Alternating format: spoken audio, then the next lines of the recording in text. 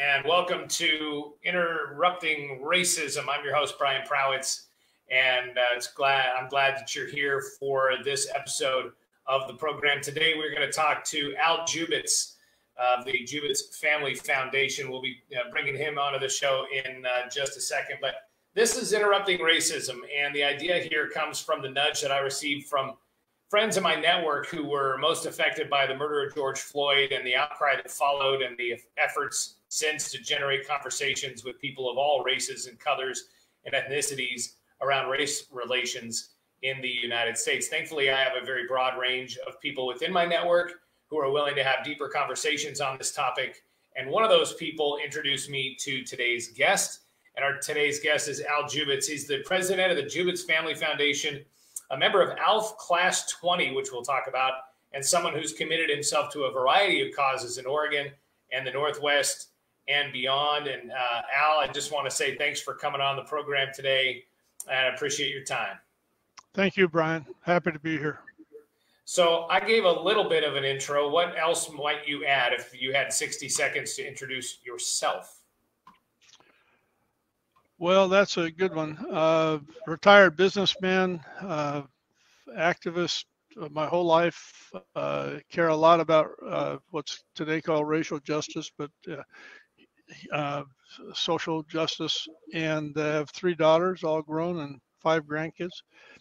Same marriage, 53 years and counting. And have had a very, I would say, a joyful retirement from employment by running my foundation and doing what really appeals to me, which is peace building and environmental stewardship, and helping at-risk children. So how does some of the conversations that you and I have already had and the conversation we plan on having today fit into everything you just described? Everything's connected. You know, and if you touch your feeling tone often and you don't feel quite right, it's probably because of something that you did do or you didn't do, and that's bothering you. And it's good to touch base with those feelings and to try to resolve within yourself your own peace.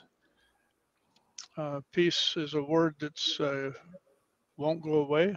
It's been used for generations. It means a lot of different things, but starting with personal peace is a good place to start. And then to look at structural peace and peace building as a multitude of different activities is also part of it. So I don't profess to be the most peaceful person all the time, but I strive to be. So one of the things that's happened to me here in the last few months, and you've been doing this a little longer than I have, but in the last few months, I've really been sort of engaged in this whole conversation around race relations. And I started having conversations with people within my network who were either people of color or further along in the journey. And it was so cool to have these people that I know and trust.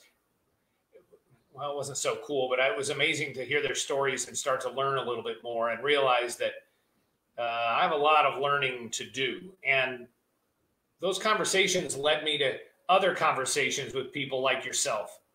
And I've got several other people as well that I can't wait to introduce others to. And the depth of the conversations, like you and I, this is the second time we've spoken. So the first time we talked on the phone, it took us about 5 minutes to get past some of the surface stuff and really start to get into the meat of this issue. And it's been extremely satisfying. And so I say that to sort of set up for people who are watching maybe and trying to figure out where I'm coming from and what my experience has been. It's amazing to have people you can reach out to who can take you through the process and teach you some things. And those are the conversations I think that are so important that we share right now. And that's why I feel like this is such a valuable conversation. So all of that to say, take me through the process you went through when you began to realize that you might be part of the problem? Yeah. Oh gosh, When did that occur to you? for those of you that are listening on the radio, I am white, male, and Yale. Some people today are saying that's the problem. The pale, male, and Yale. So I was very lucky to have educated parents, to be born male, white in the United States of America in the 1940s. And that privilege I did not understand until I joined ALF at age 60. I mean, really late. I thought I was very well educated and knew pretty much a lot about a lot of things. But little did I realize until I joined ALF. And I see in the chat that Chris has asked the question, what is ALF? So I'll spell it out. It's American Leadership Forum, and it's the Oregon chapter. It's been going for 37 years, I think.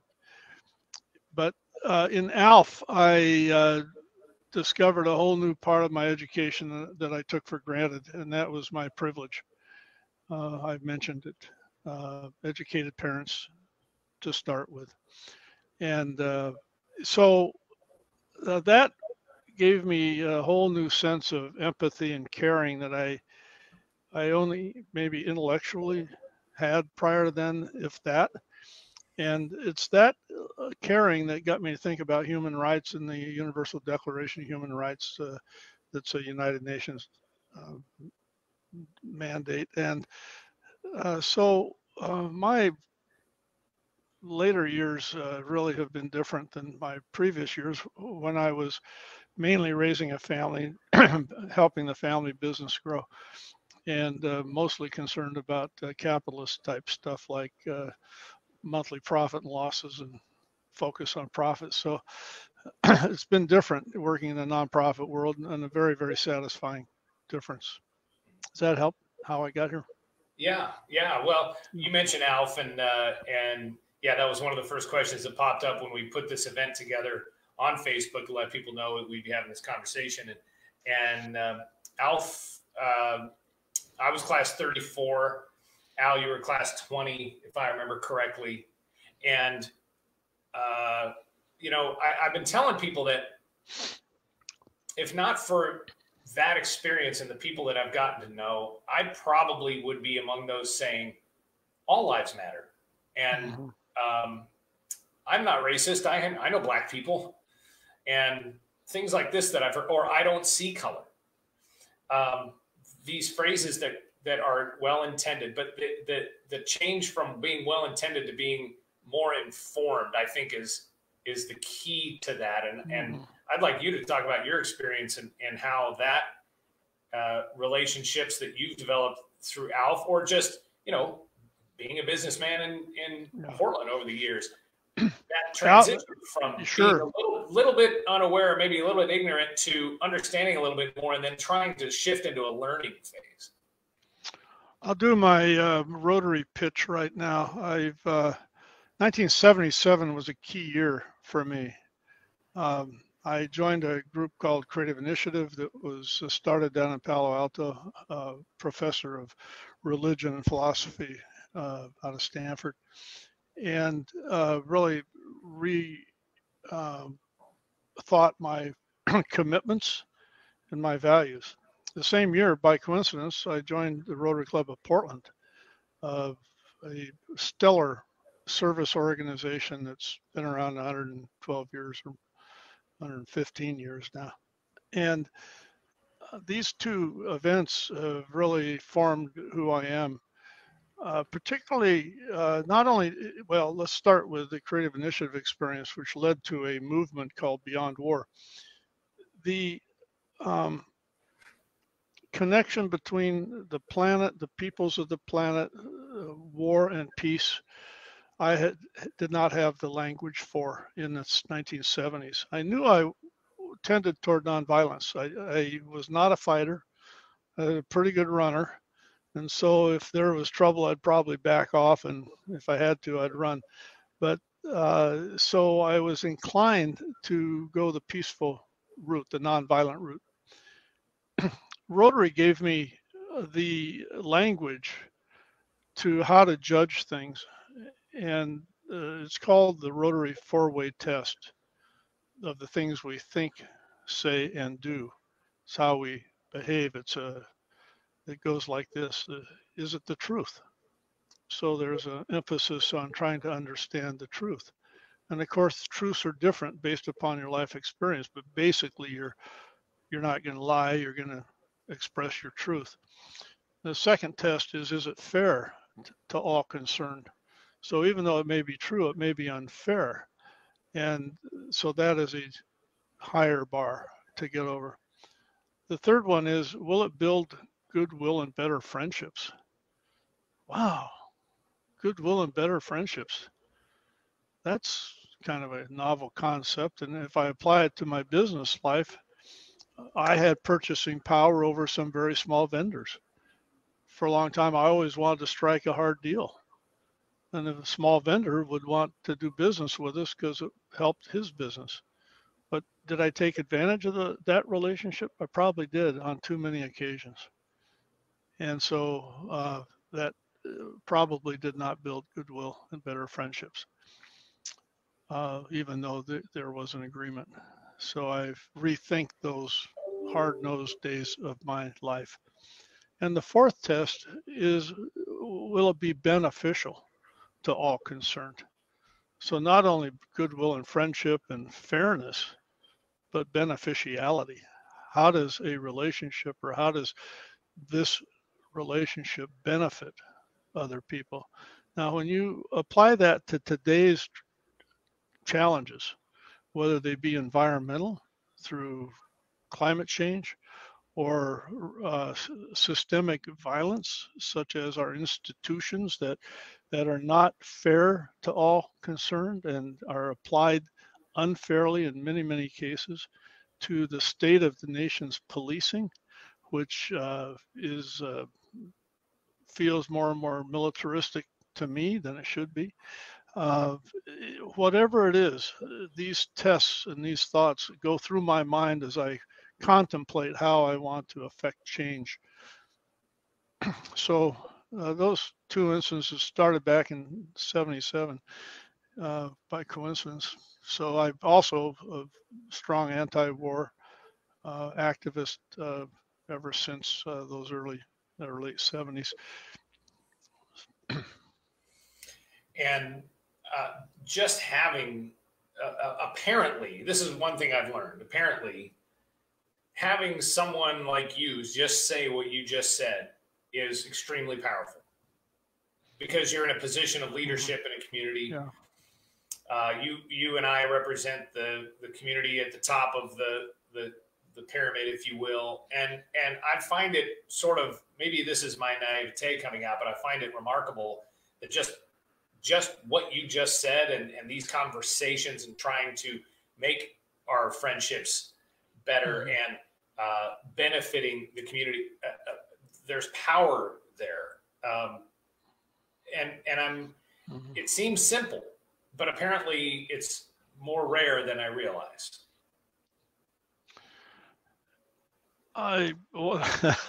What you get with me is sort of just whatever I'm thinking at the moment. Right now, I'm thinking about the pandemic and the rare opportunity it provides us to slow down and to think and to observe and to create different solutions to our lifestyles. Today's a beautiful day outside. The blue sky, we've had several of those during the pandemic. The pollution is decidedly less. And so what is it about pollution of those of us that live in large metropolitan areas? Why do we tolerate it? Why don't we notice it?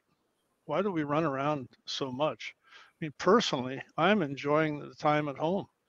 And I used to be antsy by noon and have to get out of the house. And now I'm quite content. I just might go sit in the backyard and enjoy the nature. But and they say, the historians say that pandemics historically, and there've been many over millennium, that they are very creative times. And Newton, for example, in 1600s, did all of his theories of relativity in a month while he was, in quarantine at home. I mean, it's just stuff like that that you don't know about until you're experiencing it. And then what do we do? What do we do differently? What can we take from this experience that will change the trajectory of how we destroy our planet, our life support system, and or destroy relationships because we're too busy to pay attention. So so I see that even though most of us would rather not be in this situation, the fact that we are opens doors of opportunity that could be very, very significant going forward. And Yeah. So so have you had an epiphany? Do you have a thing that you want to, that on the other side of this, whatever that means, that you I just think Black Lives, what I'm working on now most aggressively is Black Lives Matter and the whole conversation around racial justice, learning new language, learning that some old phrases don't go over well in America at this time. Phrases like law and order, which is status quo. Let's see, I'm trying to think of others. I'll think of them as we discuss, but these very, very anxious to overhaul policing.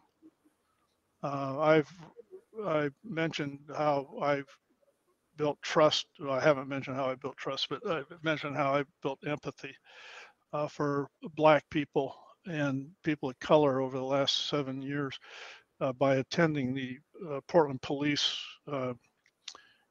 community meetings every Friday out at North Precinct. I've been going to those, and people say, "Well, why are you going?" Good grief! You're old. You're not quite too tired to go, but what do you have to prove? And what the reason I started going to those meetings is that I realized that watching the news, which I do on a regular basis, half hour each night, and I see these images of police officers shooting typically young Black men in the back as they run away. That was eating away at me. That was affecting me. That watching that kind of violence was taking its toll on me, and it was like I was becoming numb to it or insensitive to it. So I learned about the community peace collaborative meetings every other week at North and decided to go. And the whole community is welcome. And there was a cross section of all kinds of community leaders, including the bureaucracy, specific department representatives. The police were there. It's very well managed and facilitated by the mayor's office. And I would go there and I would hear story, and I would get infilled. All that hatred that you see on TV images was the reverse at these meetings. And so over time, I developed great appreciation for other people's lives. It was what we learned in ALF in real life. And so I would become friends with all kinds of people I otherwise wouldn't cross with. And the empathy and the trust building that took place is still very, very meaningful. I still go to these meetings, even though they're on Zoom. So what do I want to say about that? So the police, you think about Portland police. And today I'm having serious doubts of how it can be fixed. But until the protests started getting violent, I would tell, and I still will say, that there are some extremely good senior command officers in the Portland Police Bureau. These people have dedicated their lives, have risen through the ranks, share story, true, deep stories about what they did right and what they did wrong. And you gain to trust that kind of integrity in our police force. The problem is it's an institution that's got serious basic assumptions, and needs to be changed in my judgment. Sometimes I get a little depressed about tweaking. I don't like tweaks, because if it's systemic issues, it's going to take more than a tweak. And just today, I was reading about Camden, New Jersey, how they unwound their whole police department and rehired people they wanted and changed the whole philosophy. So we in America have some heavy lifting to do regarding how we want to be policed and how we want the police to behave toward everybody in our community. It's a rare opportunity, and I'm thinking that the pandemic, this period of creativity, is the right time to do it. Is just interesting how these things collide and then opportunity arises. And I just hope we don't get pushback from the establishment. Well, that's a lot about one question. You covered a lot of ground. You covered a lot of ground, but that's okay. Yeah. You brought up a couple of different things, and I'm trying to just make a couple of notes here so I can come back to a couple of them, because my list of things I wanted to talk to you about keeps getting longer. The policing. So you're touching on a couple of things that maybe you can even help me with, and I think there will be other people that watch this that may have the same thought, which is there are a couple of places where I might be real brave to come out and wear a shirt that says interrupt racism or talk about racial issues. But boy, you start talking about unfunding the police and you start talking about tearing down the monuments to Washington and some of the founding fathers. And I start to squirm quite a bit. I mean, you start to find where the edges are of sort of your comfort. I think that just means that I have more to learn about some of these things. Yeah. And when defund or unfund the police came out, boy, that I think that's the worst marketing ever for a phrase that could be helpful. But boy, you really start to get you find where your comfort zone begins to get established. So on the policing side, so I'm in Roseburg, Oregon. I'm a Roseburg city councilor. So I felt it was my responsibility to look into the policies that we have in the city of Roseburg. And I was amazed at the cooperation from our police chief and our city manager to break out those policies and say, here's exactly how we operate. And it was a very, very good conversation. And I felt like that was enough. I felt like that was a really good first step. What do you say about a situation where, like, your role and how far you should push and when is it enough? Because one thing I also have learned is when you step into an activist role, there's almost never enough. You can almost never stop and say, okay, we've made enough change for now. How do you resolve that? You listen to the people that feel unfairly treated. That's pretty simple, really.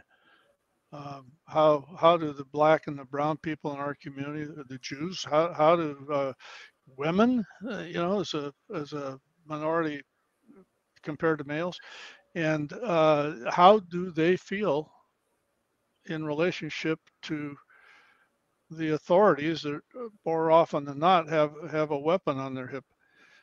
How do they feel? Do they feel afraid or supported? When I was young, police were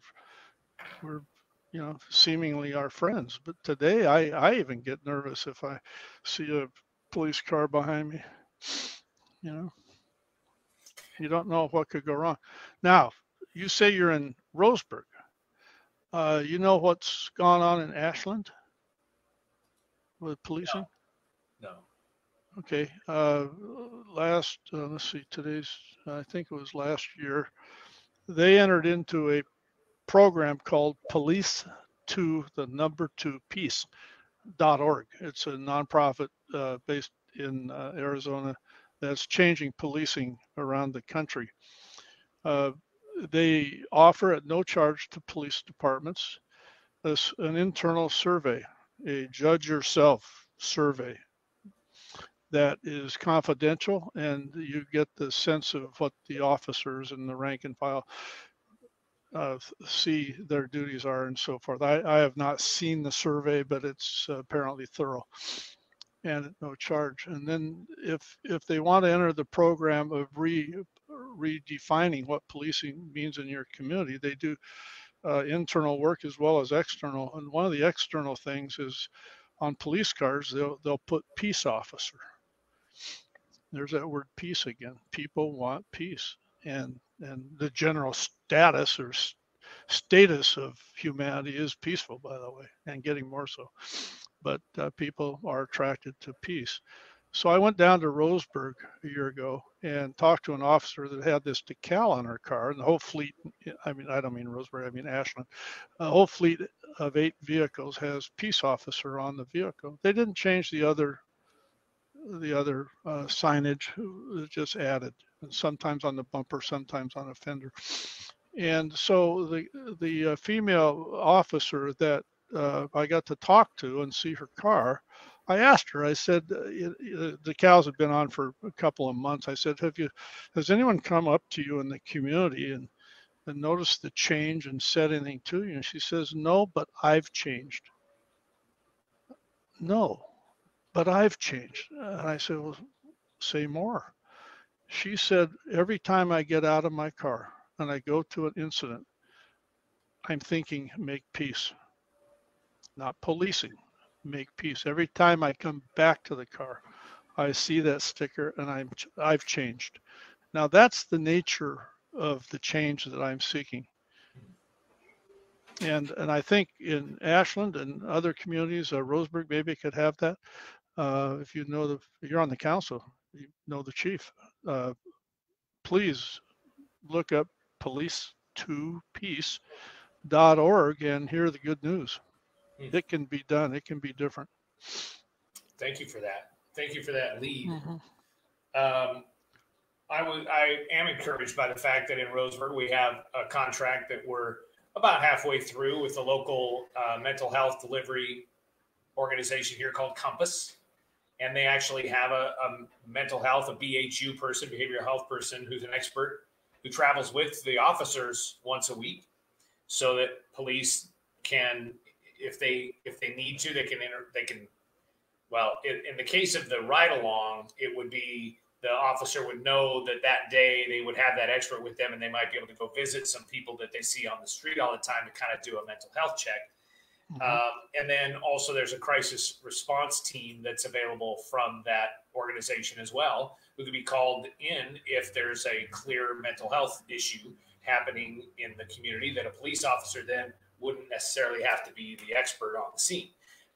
Now, the police do go through CIT training. They stay on top of a lot of these things, but obviously you couldn't be a PhD in mental health and behavioral health and also potentially also be an officer, So it's good to have that. So that model is happening through previous iterations of the theory that is to change funding for police and add some other experts to the picture so officers don't necessarily have to be an expert in all these other things.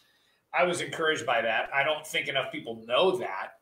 And I always am encouraged when I'm able to share that information with people. Now, that may not, in your community and other communities, that may not seem like enough, but I think it's important that people do know where some strides have been taken that in some ways you acknowledging, saying the police, law enforcement, saying we're not going to be the expert in all these different things, but we do have help in the community and we're going to bring that to people as we interact with them.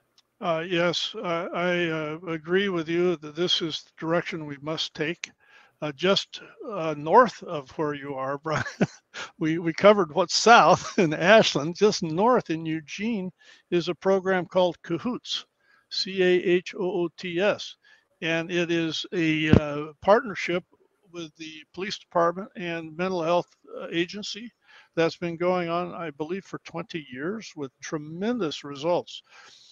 15% of the 911 calls are handled by Cahoots personnel in Cahoots vehicles in non-authoritarian dress, and only less than 1% of their 24,000 calls last year required a police officer.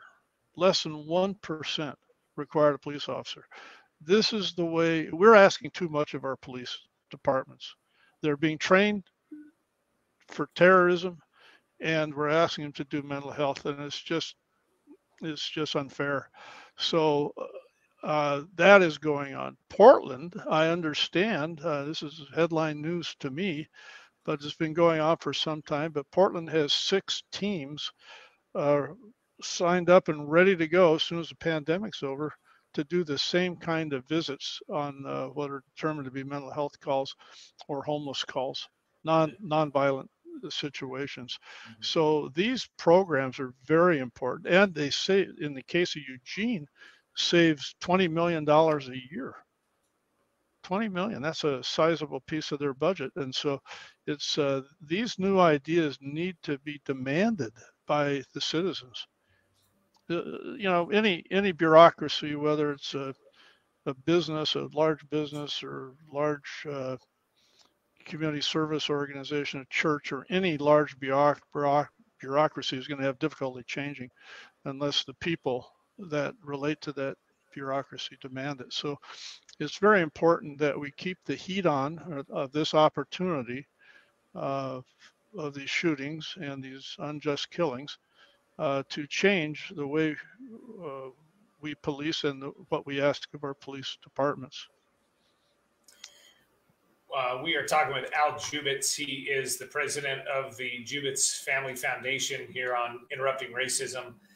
We can see your comments down the side of our little broadcast deal here. And also we've launched a YouTube page, Interrupting Racism, that this video will live on very soon. I want to cover a couple of other things as well here while we have you on. You know, you had said that in your experience, so you went to the North Precinct to those every Friday meetings, and people looked at you a little bit funny, like, what are you doing here? I love that picture. And see, one thing that Alf did for me is it put me in a position of learning from people that I normally would not have had a chance to be in. So I sort of willingly put myself in a very vulnerable position, which was to be actually a minority in the room. I was the only straight, rural, white, conservative, Republican, Christian guy in the room. And it was amazing. And there was a tremendous amount of unconditional love extended to me from the people in the group that I was in.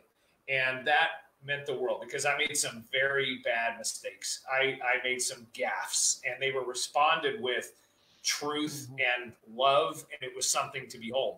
And that's really where the change for me happened, because then I could admit, hey, I have a lot to learn, and I was accepted in that situation. And I think that's extremely rare. So you go to these meetings and you begin to hear the stories firsthand. And that's another thing that's happened, is that I begin hearing these stories firsthand. And as helpful and potentially powerful as it is for guys like you and I to share the stories we've heard from our friends of color, I think it's even more powerful for people like us to be able to maybe create a lane and amplify their stories as they describe them to others within our network. But that opportunity to hear others' stories, to be vulnerable, and to learn from others' experiences, I think is transformative. If you would kind of riff off of that thought for just a minute on how important it is for people like you and I and our friends in our white leader businessman sort of network to hear the stories of people of color. Because I think to me, that's the difference, because where else are you going to hear those stories honestly? You know, when it gets uncomfortable, we can turn away. Sometimes you shouldn't turn away. You need to hear what they have to say. That's right. They're just for the audience, there are 2 bi-weekly, every other week, meetings that do not conflict. So every Friday, CPC, Community Peace Collaborative, used to be called the Gang Violence Task Force. And the people tired of that designation and wanted the word peace in their name. And so very quickly made a decision to call it CPC now, Community Peace Collaborative. The other group is the Interfaith Peace Action committee led by Pastor Matt Hennessy of the Vancouver Avenue First Baptist Church, terrific leader. And here the faith community meets and discusses with police the police tactics, so to speak, or protocols and policing and specifically and how to treat people of color and so forth. So both these meetings are very powerful in their own right. One day we had a representative from Atlanta, Georgia, introduced to us, and the person got up, and he was from the CDC. Now we've heard a lot about CDC lately, and he said this kind of meeting doesn't happen anywhere else in America, would never happen in Atlanta. Keep it up. And so that gave us all a great deal of satisfaction that getting together with others often is very, very important. And so storytelling is a lot of that. There's education elements of those meetings. And I just encourage anyone listening that Friday, the CPC is every other Friday starting at 10 to 11:30. And the IPAC meetings, Interfaith Peace Committees, are the alternate Fridays starting at 9 o'clock. So these are very, very important opportunities for us to understand each other. I always felt that this was the antidote, if you will, to seeing Portland police officers on national television shooting someone in the back as they run away. I think I'm a little naive because I do think that could happen, and there have been police involved shootings of Black people. And one of the participants in the CPC meetings, whenever she comes often, and she always announces herself as the mother of the child that died, to remind us of why we're meeting. We're trying to be preventive about further violence. So yeah, that's important. Now, I do want to, if time permits, Brian, tell a story that about how unfriendly the system is. It's pretty hard for guys like me to, because I just, if I get no at a retail establishment or over the phone, I just want to escalate, and I'm just persistent. But people in poverty are not persistent. They take no for an answer, and so their lives are entirely different. I through the Rotary Club mentored two young Black men from age 12 until the second one's now about 27 or 8. And you get really involved in their families. And he had a stepfather, white, and his mother actually Hawaiian, but looked dark. And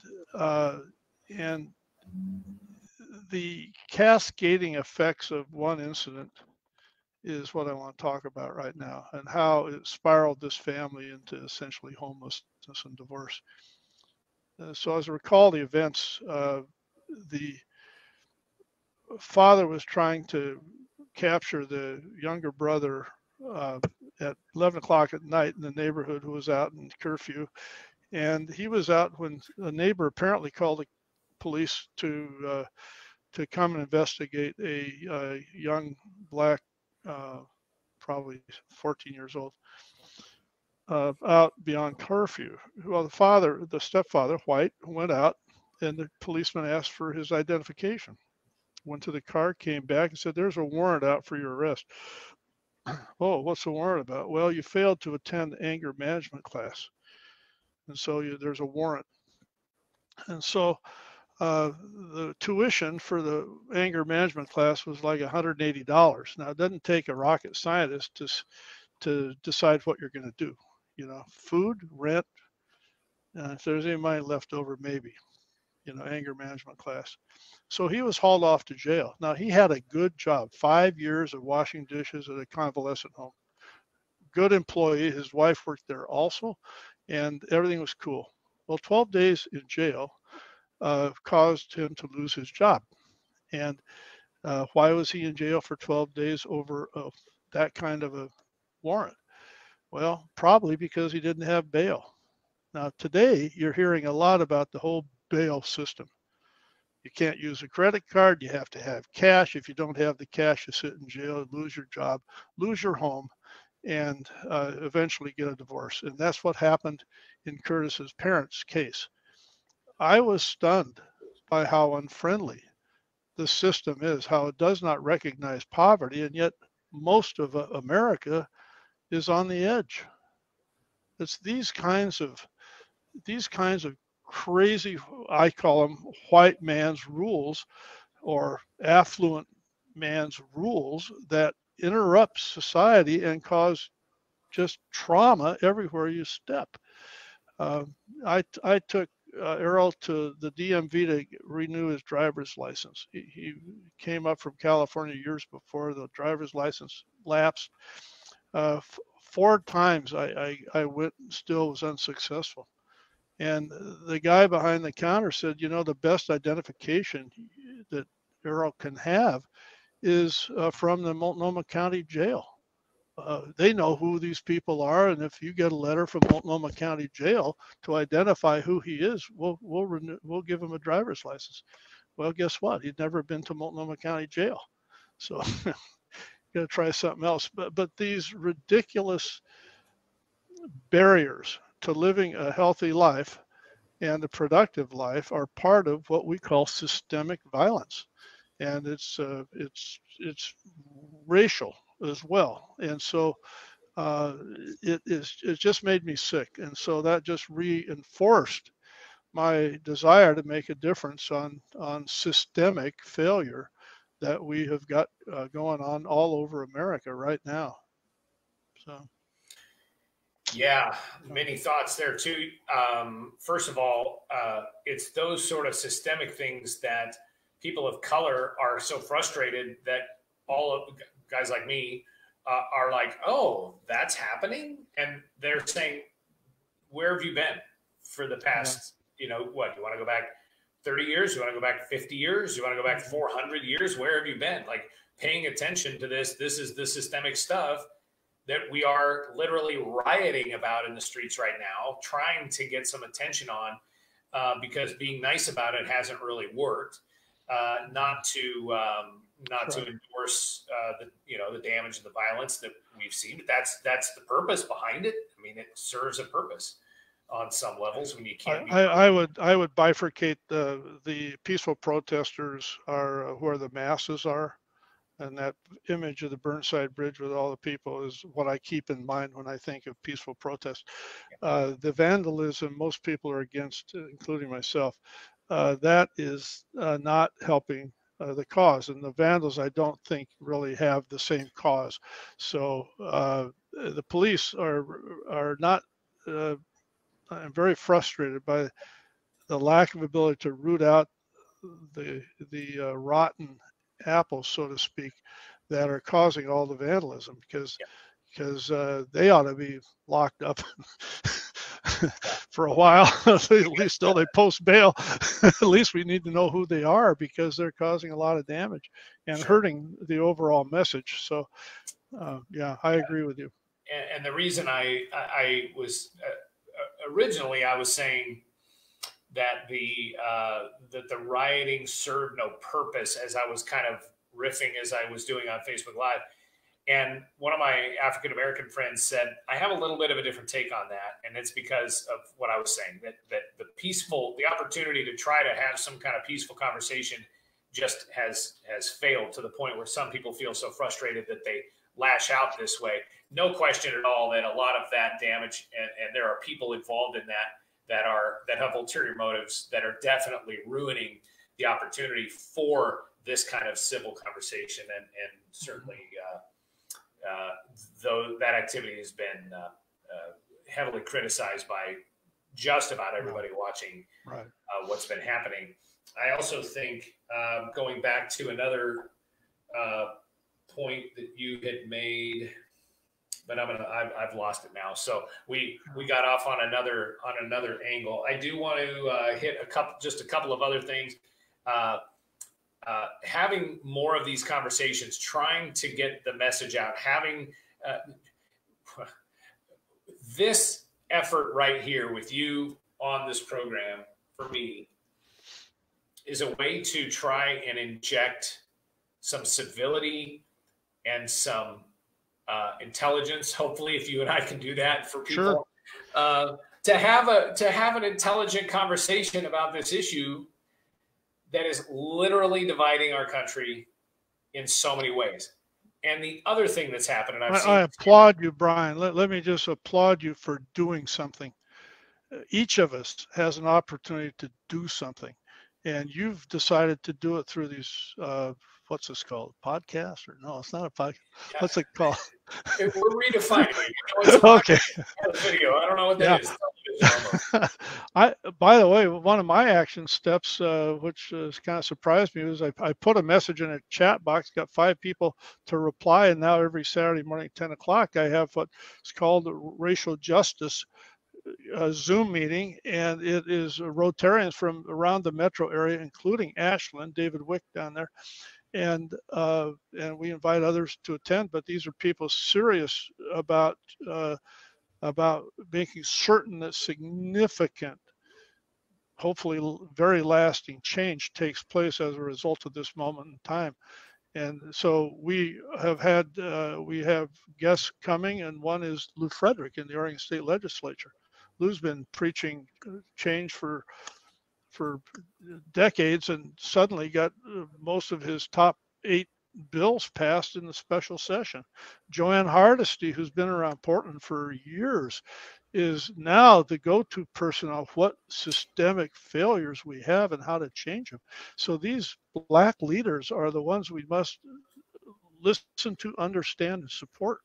And so that's kind of what I'm doing in addition to everything else. But it's very, very satisfying work, because we know that the unfairness and the injustice has escaped our consciousness, because we live in our own bubble where we don't confront the inhumane nature of some of these systems. And so to be empathetic toward others is what we, in the later years, it's all we have, I think, to do the rest of my life, is to try to make it a better place for others, the world, get the world a better place, including the environment. We have got to pay attention to the death of our life support system, and challenge ourselves to move off of fossil fuel. My family name is associated with selling fossil fuel, and I did that for years.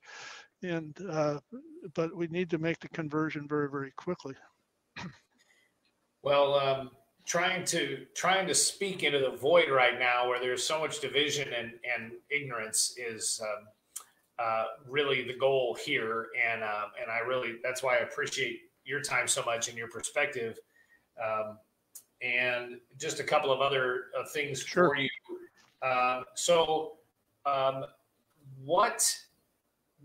What is the big message that you want to get back out? Al Jubitz, you have an open microphone to the entire planet. What's the number one thing that you want to make sure people hear? I'd say it's all interconnected. We are all interconnected. And I don't just mean humans. I mean with the planet, with the systems that we humans have built over the years. Good things that happen, bad things that happen for a reason. And if things are not going well, it's probably because what we've invented, the way we behave toward one another, is failing.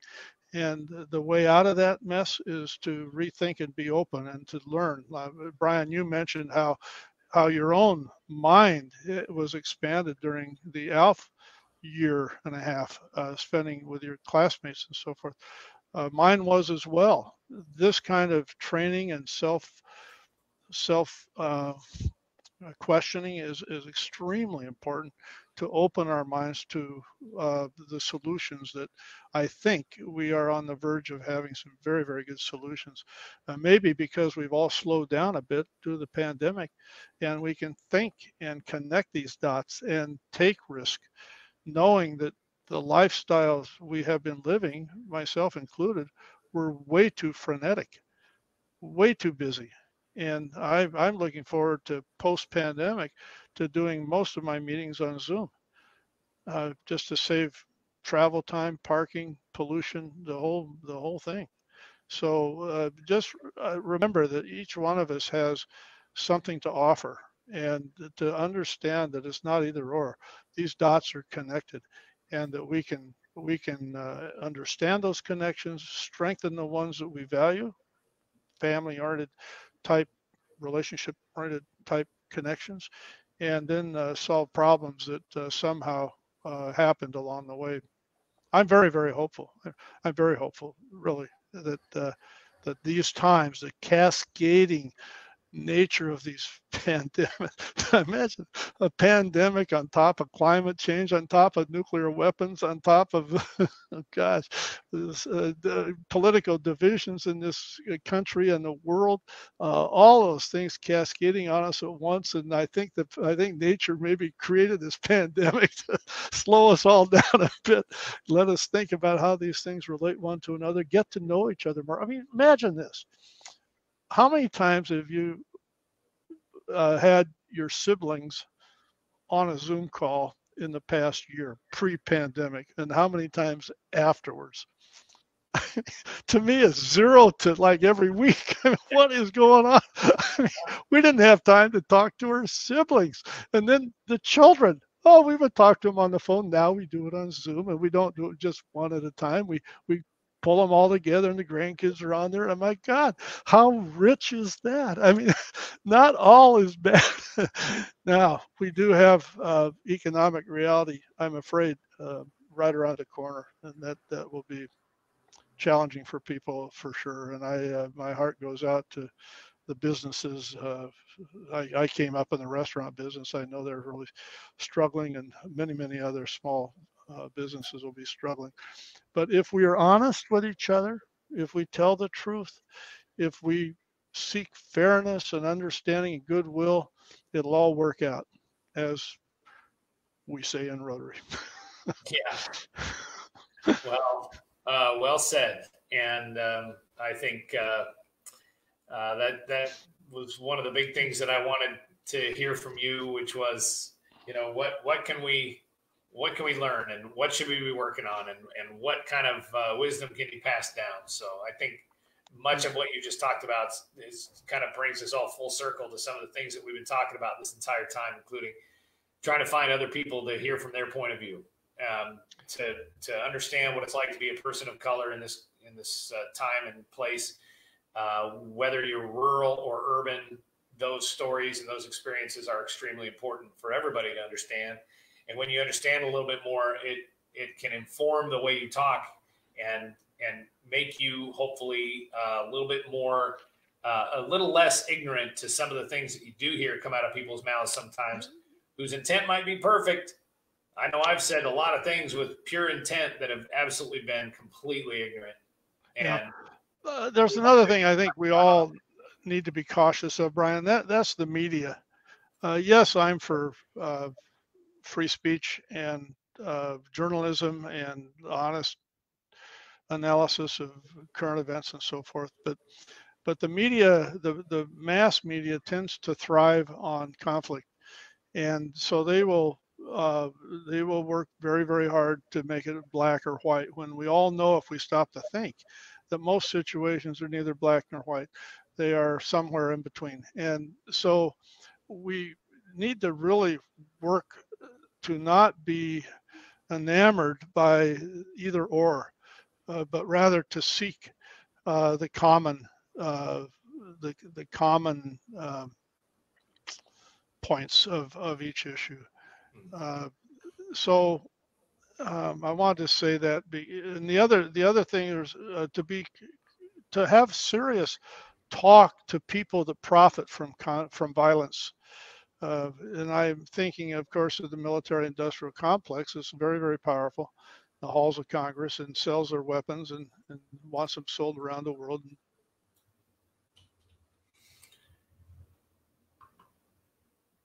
Those that profit from war and violence need to be sat down and get to know those people, because at some level they know they're not so excited about working in that industry. We don't have the luxury on the planet to explode bombs and munitions and, God forbid, nuclear weapons, because our life support system is getting damaged every time that happens. And so I hope that each of us finds our own voice, and that we talk turkey with people, meaning how do they feel? What's their aspirations? What do they want for their family, their children? I just love the conflict that was resolved in Klamath Basin, Southern Oregon, the Klamath Basin Reclamation Agreement. It, it took years and years, but people got to know each other, break bread together, have the same aspiration for their children and grandchildren doing what they were doing, and they wanted certainty in their life. So they decided to share water. And that is just classic peace building. So we can do that. And if I can make one more pitch, my foundation, which is a small foundation, but with a big idea, and we have some very good employees that execute all this. But as we do a makeover after 20 years of foundation, we're seeking conflicts in Oregon that seem to have been around too long, and conflicts that have to do with natural resources, limitations or sharing of natural resources or destruction of natural resources. So if you have ideas of conflicts where you think we the foundation can add value as a funder of listening sessions or getting to know you sessions, or even perhaps to hire facilitators on issues that have stuck around your community way too long because people haven't invested the time and the attention, and particularly the personal passion to resolve it to date. So we're looking for those during the summer. Please make sure I hear from you. al@jubitz.org will get it to me, and I do thank you, Brian, for this opportunity. Yeah, it's been great talking to you. We have some other people lined up for the program as well that are going to basically take me and other people down through some of the conversations and the links of networking with friends of mine and some people I've just met who I think will tell incredible stories and educate people about some of the issues that we talked about today. I want to run through very quickly before we say goodbye. We've got some great comments over here, and I want to share just a few of them, because as we were going along, Lisa Watson, who is the person that you and I know that put this conversation together, she started to make some comments there, and she talked about Cahoots a little bit and then tagged the Cahoots executive director, Ebony Caprice Morgan. Turns out from Andrea Zielinski, who's a fellow city councilor in Roseburg, and we have a meeting tonight, by the way. Cahoots came to Roseburg to work with the Compass and Roseburg Police combination that I described to you, Al, to set up Roseburg's crisis intervention team. So that's pretty cool. Good news. Thanks, yeah. Andrea. So we did that. I can't take credit for it, but that did happen. And then Joyce Axie, who is important in my world and introduced me with a few other people to ALF, the American Leadership Forum of Oregon. She was asking if the meetings that you were talking about on Fridays in Portland could potentially be posted on Facebook or YouTube. So I'm sure you wouldn't necessarily. City of Portland, the mayor's office will answer that. Yeah.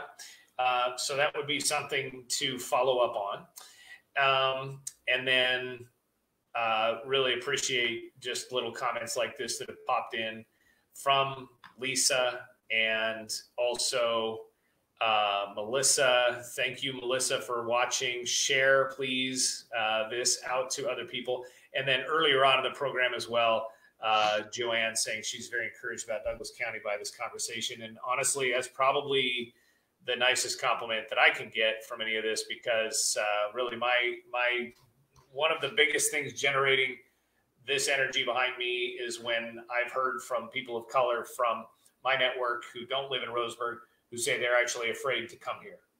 Mm-hmm. And you can have all the opinions and you can talk all the politics you want. You can argue about 1,000 things that's happened. But when somebody who you respect and love says they don't want to come to your town because they're afraid, to me, everything stops. And that's pushed me into this little forum here that that has taken place since George Floyd's murder and everything that's happened since then. So hopefully, Al, I wish you luck with everything that you're working on.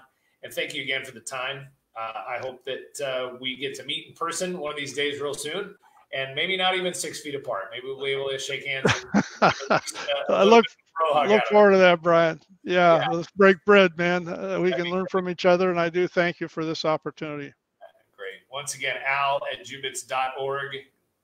And thank you, Lisa, for that too. So, Al, I wish you health and peace and good luck in the future, my friend. Thank you. Thank you, everybody.